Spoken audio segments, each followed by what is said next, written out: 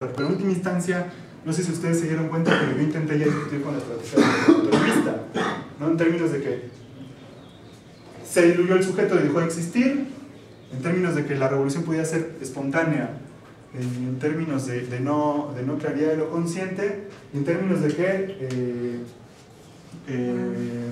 el sujeto había desaparecido, ¿no? Entonces, ahora, ¿por qué insistimos tanto que la cosa se va a poner todavía más, de que solo es una muestra, ¿no? Como decíamos la semana pasada, pues la crisis todavía no para de cesar, los efectos todavía no son resueltos, los capitalistas están todavía sin tener un plan coordinado y centralizado para resolver la crisis de forma duradera. En ese contexto la gente está empezando a movilizarse para pelear por sus reivindicaciones, y pues la revolución volvió a la escena del orden de la historia, y en última instancia la clave es justamente prepararse para esos nuevos fenómenos. Lo que intentamos decir en esta sesión es que a pesar de la ofensiva de los años 90, hay elementos de la hipótesis marxista que siguen vigentes. Y que por eso, para nosotros, la estrategia autonomista, o como la estrategia anarquista, que son con la que vamos a discutir ya la próxima, con el tema de la fetichización de la huelga general, que pasa en Grecia, que pasa en España, etc. Para nosotros el tema es que estos años, por lo menos, han demostrado contundentemente que el sujeto que había estado desaparecido, ¿no? Como decía Badiou en el serie del acontecimiento, que eran los obreros, volvieron a aparecer en escena, de que la idea de que la crisis va a despertar fenómenos de polarización social, como dijimos, entre revolución y contrarrevolución, y que la revolución no puede triunfar de forma espontánea porque, por lo menos, lo que pasó en Túnez y lo que pasó en Egipto demostró que hay un proceso revolucionario profundo, pero que no va a poder vencer si no hay una dirección consciente que se encargue de dirigir la insurrección. Lo cual tiene que ver con la división de lo social y lo político. Como decíamos, había una discusión sobre el tema de que la política era publicidad, todo lo que decía de Hannah Arendt y todo, ¿no? De que la política se había convertido en eso, de que la política se había convertido justamente en otra cosa, en eso, pues la disolución de la discrepancia, ¿no? Por eso la importancia de defender más la esfera de lo social, ¿no? Que eran los foros sociales mundiales, o como era la idea de Holloway y los autonomistas, ¿no? Es decir, no a la política porque la política corrompe, no a la política porque la política significa publicidad, sino que hay que defender la esfera de lo social, hay que cambiar el mundo, hay que cambiar el mundo en lo cotidiano sin tomar el poder porque el poder corrompe. Lo que está planteado, por ejemplo, en Túnez y en Egipto es que, incluso en Grecia y en España, que la huelga general no es suficiente para derrotar a los capitalistas, y que hay que plantearse no solo la defensa de lo social, en términos de la defensa de las conquistas, sino también el problema de la proyección de poder político, es decir, toma del poder, que es una discusión que desde hace por lo menos 20 años que no se tiene, que no se discute, porque no ha habido revolución, porque venimos de derrotas. Entonces, la división entre la esfera de lo social y lo político, el tema de la espontaneidad y lo consciente, el tema de la fetichización de la huelga general. Digo, ya estoy tocando temas más así generales para que ya le entremos la próxima, así rudo, digamos, ¿no? ¿Qué se decía, no? ¿No? Huelga general, en España, ¿cuántos ha habido? ¿Cómo te llamas? Odey. ¿Cuántos ha habido huelgas en España? Pues no lo sé, a nivel estatal cuántos ha habido, pero pues como 3 o 6, no sé, la verdad, sí que no sé. Okay. ¿Y en Grecia cuántos ha habido? 23. ¿Cuántas? 23 huelgas. Los mineros. ¿Cómo? Más la de los mineros, ¿no? La semana pasada. Sí, más la de los 23 huelgas generales. En Grecia, por ejemplo, cuando fue lo del invierno, decían que la fetichización en términos de que la huelga general lo resuelve todo. Pues sí, es muy importante la huelga general, pero no resuelve el problema del poder político. Tan es así que, por ejemplo, en el caso de Francia, cuando fue la huelga general en invierno, el gobierno Sarkozy aprobó, a pesar de que el 99% de la gente participó de la huelga, y los diarios decían que el 99% de la población estaba a favor de la huelga, y los trabajadores, como decía, los trabajadores petroleros mantuvieron todavía, a pesar de que sus direcciones sindicales llamaron a levantar, siguieron permaneciendo en la huelga. Y hubo un gran sector de jóvenes que dijo, no, pues la huelga general ya no sirve más, ahora lo que hay que hacer es una guerrilla social permanente, ¿no? porque la huelga no funciona, son métodos atrasados a tratar. Pero por ejemplo en España es muy interesante el tema de la discusión del sindicalismo autonomista, ¿no? del sindicalismo autónomo, el sindicalismo izquierda, ¿no?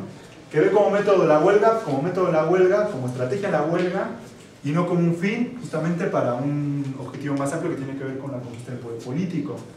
O en el caso de Grecia también, que ha habido 23 huelgas generales, que a pesar de que han mostrado la potencialidad del movimiento obrero, lo que demuestra es que sin dirección no se puede triunfar. Porque hubo 23 huelgas generales y el gobierno del Papandreou y ahora del Papademos ha votado todos y cada uno de los planes. Todos los planes. La huelga general es concebida como táctica o es concebida como estratégica. ¿Es un fin hacer la huelga o es un medio? Tiene un elemento consciente y tiene un elemento espontáneo. Eso en discusiones que tienen que ver con la estrategia se llaman lo que es lo táctico y lo que es lo estratégico. Por lo menos para el último periodo identificamos 3 cuestiones estratégicas que se ponen en juego. En primer lugar, el tema del autonomismo, que pues es una discusión que es más o menos más fácil de resolver. Los indignados, por ejemplo, en Wall Street o en el 15M, en el mundo, en el Estado español, incluso en México, por ejemplo, una de las premisas era, además del texto de Hessel, era que se podía cambiar el mundo por medio de la toma de las plazas. Entonces había algunas ideas de que, bueno, se podían reproducir nuevas formas de convivencia y de transformación de las relaciones capitalistas de producción y de dominación con el nuevo trato mutuo que tenía que ver con, por ejemplo, construir monedas, ¿no? Yo no sé si a algunos compañeros que estuvieron en Coyoacán o en la Bolsa de Valores les tocó, pero la población de los indignados que estaban en las plazas construían sus propias monedas, intentaban por esa vía evitar pues, la imposición del mercado capitalista, como el trueque, ¿no? Entonces llamaban a mercados y ahí podían transformar las relaciones sociales de dominación. Hacían cursos sobre, por ejemplo, composta para no comprar a los grandes capitalistas, cocines populares en las plazas, y están los documentales del 15M donde pues la lógica era fundamentalmente cambiar las relaciones sociales de dominación en el terreno de lo individual. Eso, por ejemplo, dejó un gran hueco en el terreno de lo político, porque sin duda alguna, y ahí también nuestro amigo del Estado español a lo mejor nos puede ayudar a desarrollar esto, pero desde hace décadas que no pasaba lo de los indignados, ¿no? Que fue muchísima gente con mucha despolitización, pero por lo menos tenía esta premisa. ¿Y quién ganó las elecciones? Pues la ultraderecha, vaya. Y no es un poco, digo, veníamos de que había ganado el Partido Socialista, ¿no? Zapatero y todo, ¿no? Pero, ¿cómo te puedes explicar el fenómeno de la más impresionante movilización de la juventud en años y que gana el Partido Popular? ¿Cómo te lo explicas? Pues... Porque es interesante, ¿no? O sea, si hay mucha gente en la calle, no se entiende por qué gana un partido de extrema derecha. Pues igual porque, empezando porque igual ese movimiento, a pesar de ser novedoso y pues que reunía a más jóvenes que nunca alrededor de esas plazas y tal, pues igual no tuvo la suficiente fuerza o determinación para construir una alternativa. Simplemente pues se ceñían al hecho de la protesta y de criticar todo lo que está pasando, pero sin concretar o sin definir una propuesta, una alternativa. Y por otro lado, porque hay muy poca memoria histórica ya en España, pues porque el PP son los herederos, sino la continuación de lo que fue toda la dictadura de Franco durante 40 años. Pues es el caso más claro el de Fraga, por ejemplo, que murió hace poco, pero que pasó de ser ministro de Franco a ser ministro del gobierno español en la época democrática. Y pues no sé. Digo, es interesante porque usar una discusión sobre cuál es la estrategia, ¿no? Esa es la pregunta. Queremos imponer, ¿no?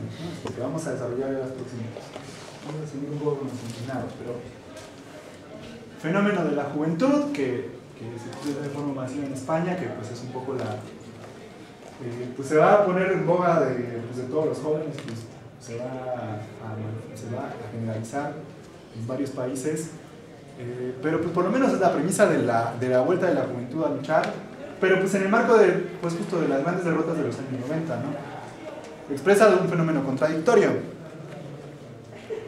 al estalinismo, al haberse liquidado en términos de al haberse convertido en burguesía, y al haber todos los partidos de la extrema izquierda en Europa, al haberse convertido en socialdemócratas, y a todas las direcciones sindicales y el marxismo al haber una crisis de ese tipo, pues evidentemente la juventud va a odiar la política, ¿no? Porque la política va a ser... Sin embargo, lo que demuestra, por ejemplo, como tendencia, es que la juventud va a comenzar a luchar. Y que esa juventud, en una perspectiva organizada de forma revolucionaria, puede efectivamente puede poner a temblar a los capitalistas. Porque pues, la movilización de los indignados, aunque no consiguió por lo menos cambiar la opinión pública en términos de que no gana la extrema derecha como el Partido Popular, lo cual demuestra justamente la importancia de la pelea en la política, ¿no? Porque el no hacer política les deja libre la política a los de arriba, ¿no? Por eso la importancia de organizarse política. Esa es una de las grandes conclusiones políticas de lo que está pasando con los indignados. Salir a movilizarse es suficiente, salir a tomar las plazas para intentar construir nuevas relaciones sociales de producción, nuevas relaciones sociales de no dominación, es suficiente. No hacer, porque se considera como un movimiento apolítico, tan apolítico que le dejó toda la libertad a la extrema derecha y al Partido Socialista a hacer política. Porque venimos de los años 90 en donde la política justamente no era lo que un intelectual francés, ¿no? Se decía el eclipse de la política, bueno, el elogio de la política profana, el grado cero de la política, el desprestigio de la política. Lo que nosotros pensamos es que justo la juventud que actualmente se está movilizando puede, si se organiza de forma política en una hipótesis distinta de estrategia, puede poner temblar a los capitalistas. El ejemplo que queremos poner pues, es Chile, ¿no? Donde esa juventud que se organizó de forma política en federaciones y que mostró sus elementos de radicalización por medio de las tomas de los colegios, está volviendo a nutrir las organizaciones políticas de izquierda. Es decir, están viendo la necesidad de no solo movilizarse en el terreno de lo social, sino regresar a la idea de organizarse políticamente. En los años 60, compañeros, que es un poco el paralelo que quiero plantear para mostrar un poco que estamos en un nuevo periodo histórico, en los años 60 en las universidades no había un joven que no militara en la extrema izquierda, que no militara en la izquierda, había cientos de partidos. No sé, ¿tú te acuerdas, Ismael?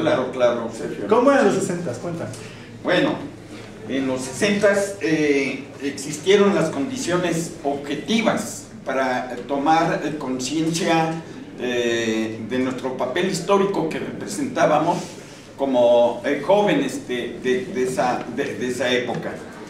Entonces, las contradicciones del sistema estaban manifiestas. Había antidemocracia, había represión, había enajenación del trabajo, unos salarios de miseria.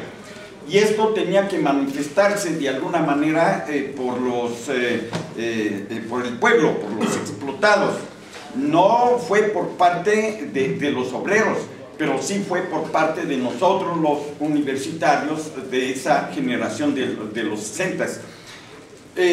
Por lo tanto, nosotros teníamos noción y conocimiento de las condiciones objetivas de la crisis de esa época en el país.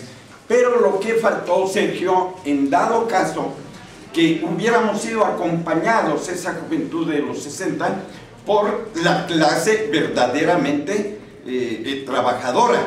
Sí contamos con todo el apoyo, pero era un apoyo espontáneo, coyuntural, moral, de parte de sindicatos, por parte de padres de familia, pero no fue un movimiento en donde se diera esa coyuntura, estudiantes, obreros, para incidir radicalmente en el cambio de las estructuras. Bueno, concretamente, fue un movimiento estudiantil, no fue un movimiento de obreros, que es lo que yo resumo de tu muy buena exposición, Sergio, de que nos estás hablando, pero no del movimiento obrero. Y la historia de toda sociedad es la historia de la lucha de las clases sociales, explotados y explotadores. Y los indignados no son explotados, no es un sector que sea partícipe en conciencia propia de cómo el capital está sobre ellos, sobre los jóvenes, no. ¿Ves? Entonces es lo que yo resumo de tu muy buena exposición. No hemos entrado a las clases sociales, no. Hemos entrado al papel de los indignados, algo parecido, vamos a decir, al 68. Nos indignamos, pero no fue una confrontación de clase social en el 68, ni bueno, ahorita tampoco. Bueno, tal vez nosotros en realidad queremos decir un poco lo contrario, porque... Claro, claro. No sé, había una definición leninista de que la juventud, cuando aparece, es un poco la concentración de la caja de resonancia de las contradicciones sociales de conjunto. Cuando uno ve, por ejemplo, pues, el tema de la indignación entre la juventud en el mundo, bueno, en el Estado español, que después se expresa en Wall Street y en muchos otros lugares, pues la juventud preparada, ¿no?, que pudo estudiar, que tiene trabajos precarios, ¿no? Cuando el gobierno de Zapatero pues hizo todos los planes de ajustes en el terreno de las pensiones, de que se quitó el paro, ¿no? Está por quitarse el paro. Sí, se reduce el paro, que tiene que ver con esta pues, cuota que te dan cuando cuando te despiden o ya dejas de trabajar. No hay prestaciones de seguridad social, donde la juventud empieza a ver en el horizonte de que la promesa de los años 90, porque esa era la promesa, que caída la dictadura los jóvenes iban a poder ser los nuevos profesionistas y tener un buen empleo, buenas prestaciones, buen salario, buena salud. Es una, miren, en términos más estratégicos, los años 90 nos vendieron la idea de que el joven era el joven de traje, accionista en Wall Street. El fenómeno de los indignados es una gran muestra de que la juventud se topa con pared y pues efectivamente no puede conseguir pues realizar ese ideal que fueron los años 90, pues que se nos vendió en la ofensiva neoliberal. La juventud como explotada es terrible porque justamente son los jóvenes los que tenemos el trabajo en los trabajos más precarios, en los servicios, a pesar de que también se expresa, por ejemplo, en el terreno de los servicios, también en el terreno de la producción industrial. Desde ese punto de vista, si uno ve los nuevos fenómenos, bueno, Egipto, Túnez, guerra civil y un fenómeno juvenil internacional, porque no solo es español, sino que es extendido a escala internacional, pues por lo menos a lo que nosotros nos planteamos, yo quería hacer referencia a los 60 por lo siguiente. En los 60, compañeros, había decenas de corrientes de organizaciones de izquierda que se nutrían, cuyos jóvenes se nutrían sus filas. No había un compañero en los años 60 que no militara en la extrema izquierda.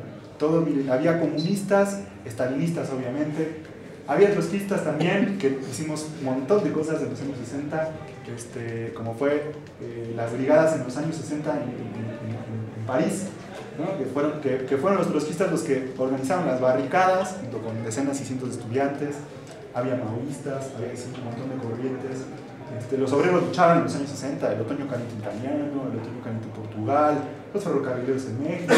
Había situación prerevolucionaria, fue un gran ensayo revolucionario a escala internacional. Las interfabriles en Argentina, la Asamblea Popular en Bolivia, ¿no?, que también fue un proceso de organización de los obreros mineros y el proletariado, donde estaba el Che Guevara, estaba la idea de la revolución, pero estaba la idea de la revolución como posibilidad. Lo que nosotros queremos decirles, sin limitarlos, es que si uno hace un poco ya más conciencia de lo que estamos viviendo, regresa a la idea de organizarse de forma política, porque hay que ser partícipe de los nuevos acontecimientos, porque hay que prepararse para lo que viene, porque hay que prepararse para participar de la política. Preguntábamos por estallidos sociales. En Egipto yo decía, pues en Túnez decíamos, la UGTT era más o menos como la CENTE de México, y en cosa de meses se democratizó. Si uno piensa en México, bueno, ¿cuándo va a democratizarse el CENTE? En el caso de Túnez, pues un poco todo estalla cuando el joven Mohamed Bouazizi se inmola y pues se empieza un fenómeno en la juventud con el año 2008 en la base minera. En México tuvimos Oaxaca en 2006, Estamos al lado de Estados Unidos y hay una crisis de dimensiones históricas que nos está pegando de forma terrible. El desempleo en México está a escalas históricas. Hay un regreso de trabajadores migrantes también históricos porque ya no hay trabajo en Estados Unidos. En el magisterio algo se está moviendo porque desde hace semanas hay movilizaciones de la sección 9, de la sección 22, de la sección 18. Está muy cuestionada la burocracia del CENTE como un tema elemental y específico. La vez pasada mencionamos de los obreros de Motor Coach Industries en Hidalgo que tomaron una fábrica. Los mataron, pero hubo posibilidades de que la tomaran. En la juventud puede haber resurgimiento no del movimiento estudiantil como potencialidad y tendencia. La única recomendación para pensar en términos de estallido, que paremos un poco y pensemos cómo va a pegar la crisis, porque ya llevamos en el año 3 de la crisis económica, pero la crisis va a pegar. Y la crisis va a pegar y la gente se va a empezar a organizar y a movilizarse, porque de una u otra forma el país está medio más o menos hecho un polvorín de dinamita para que la cosa pueda avanzar y pueda desarrollarse de forma explosiva. No sé, somos el país de Villa y de Zapata, somos el país en donde no pasaba nada en el periodo de Porfiriato, pasaban las huelgas en Cananea, Río Blanco con el movimiento Flores Magón y el anarquismo, pero el incendio campesino de forma espontánea que se organizó con Zapata y con Villa, a mí me hace pensar que en México no está descartada la posibilidad de que la crisis y el fenómeno internacional de conjunto impacten. Por eso la consecuencia de ello, lo seguimos invitando a todos aquellos compañeros que vienen a esta cátedra libre, a los que ya se organizan, a politizarse más y a prepararse más para el próximo periodo, porque efectivamente la revolución no va a ser espontánea, porque el obrero sigue siendo el sujeto revolucionario, y porque es necesario construir una organización que se prepare para nuevos acontecimientos, que militen más, y a los compañeros que vienen acá y que nos están conociendo recién, los invitamos a discutir en común cómo ponemos en pie una organización que efectivamente se prepare para hacer política, no como la política de los de arriba, ni la política como espectáculo, ni la política como administración de la burguesía, sino la política como el desorden de la historia, es decir, la política como insurrección. Entonces, a todos aquellos compañeros que estén interesados en participar y organizarse junto con nosotros, pues acá se pueden inscribir en círculos de discusión y acción. Mandé el texto de Egipto, que fue inicialmente discutido en la edición de hoy. Y pues lo que les convino es a que por favor, les estaban mandando el mail, por favor reenvíenlo a sus contactos, a sus amigos, a sus conocidos, a sus familiares. Quienes no estén inscritos en el mail, por favor, anúntense ahorita para que les mande el mail. Esta es una alternativa que llevamos haciendo desde 8 años.